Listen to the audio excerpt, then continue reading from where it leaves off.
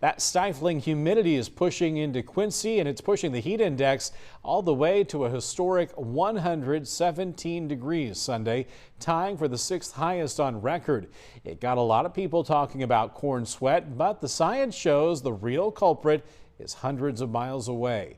While local crops do pump out billions of gallons of water, climate experts say that only accounts for a fraction of the humidity on our most extreme days. Instead, a strong southerly flow acted as a direct pipeline, carrying moisture from the Gulf right here to the tri-states. On those particular days when we have the high, very, very high dew point temperatures, most of that humidity is coming from the Gulf of Mexico. That's the dominant driver.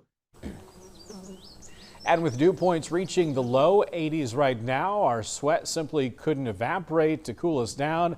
While weather patterns eventually shifted to bring in drier air today, it's a stark reminder of how fast extreme tropical setups can become dangerous.